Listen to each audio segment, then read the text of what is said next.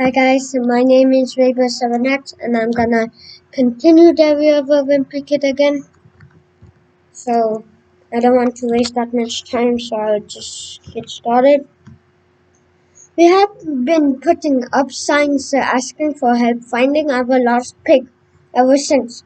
But that thing is smart, so I don't think it's lost. It just doesn't want to be found. I figured the pig is probably off hibernating somewhere. Mom says pigs don't do that, but if you ask me, I think they should. If I was an animal, that's exactly what I would be doing right now on the last day of the autumn. I think everyone should into their pajamas and check out until the spring. So then he said, see you guys in May.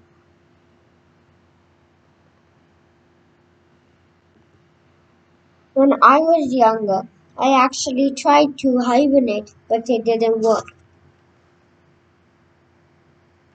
I used to get super excited for Christmas, and once December rolled around, it was really hard for me to wait until the big day.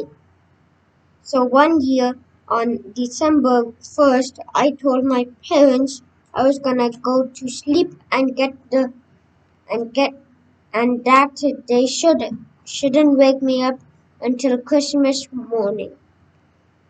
I was pretty surprised when they didn't put up a fight. I went to bed, so then yeah, the light is kind of way too much. Yeah.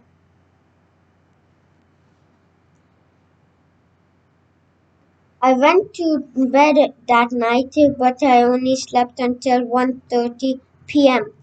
The next day, then my sleep schedule was screwed up for next 2 weeks. And now he's blinking. I should change the light. It's kind of hard to see. Mom says that it's impossible for human beings to hibernate, but I'm not 100% convinced that's true.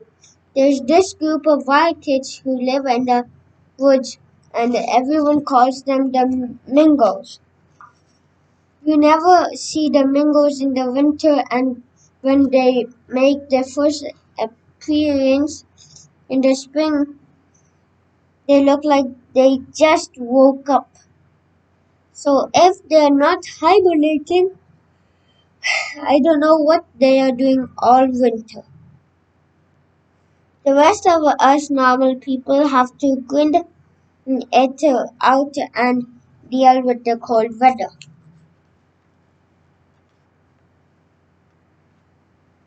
And the only I forgot to show the picture. Those lingo kids.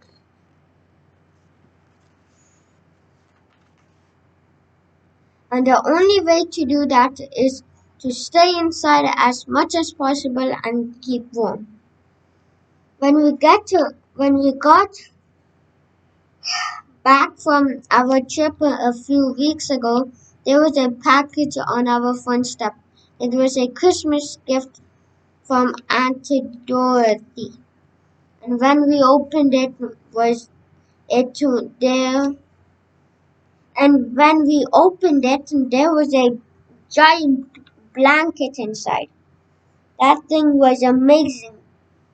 It was really soft but it was also heavy, which is exactly how I like my blanket. The only problem was that the gift was for all three of us boys, and we started fighting over it right away. But the three of us have never been any good at sharing, so Mom had to make a blanket schedule that spelled out who got to use it when. But that wasn't really fair. Manny has his own blanket, so he was being greedy. When it was my turn to use the blanket, I tried to make the most of it. Where they were fighting, sketches, and then Manny had tea. But it was really hard to enjoy myself because Roderick would start hovering over me when I still had 15 minutes left on my shift. We each got 3 hours, 3 half-hour shifts a night, but Roderick would cheat Manny out of his turn by taking the blanket into the bathroom right before Manny's shift was supposed to start. Then Roderick would sit in there for an hour, which cut into my shift. So Mom made a rule that we can't take the blanket into the bathroom. One night I slept with the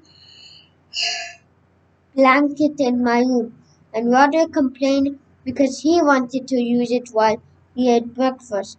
Mom made a new rule that said if you slept with the blanket, it had to be returned downstairs by 8 a.m.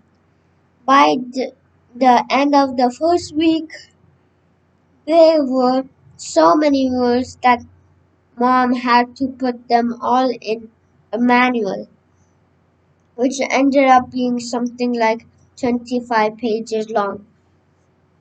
So when Patrick starts hovering, he goes into the bathroom, then the manual. But that it didn't solve our problems. And eventually, Mom took the blanket away to give it to someone who deserved it.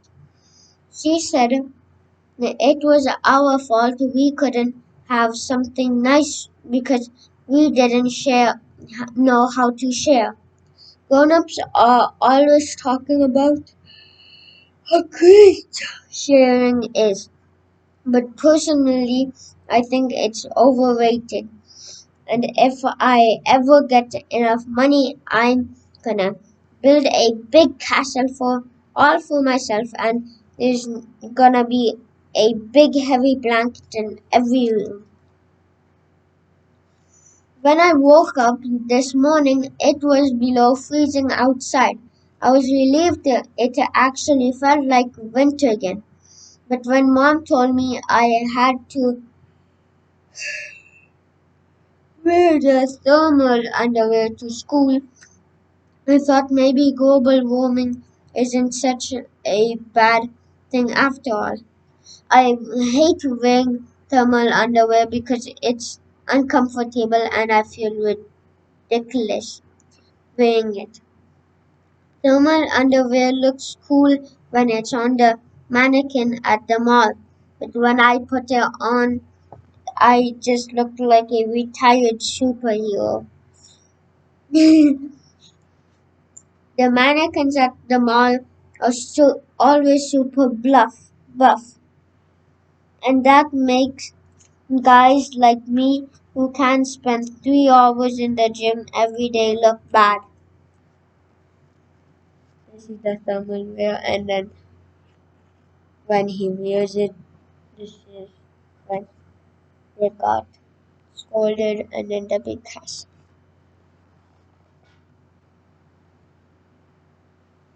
If I ever get in really good shape, I'm gonna sign up to be a mannequin model because that would be an awesome thing to brag about on a date.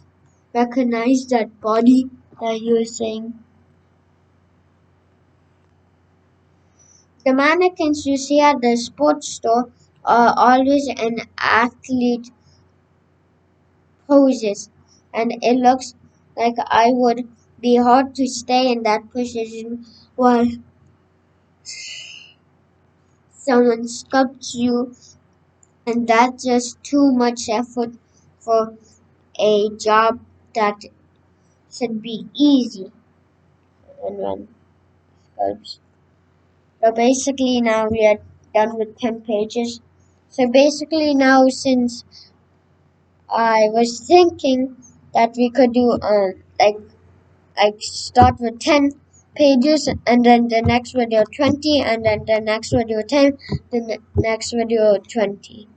So that's all for today. I hope you really liked the Meltdown book, and I hope you like, subscribe, and share this video with your friends and families when they're bored and they cannot go outside, do nothing, and their mom don't let them play video games.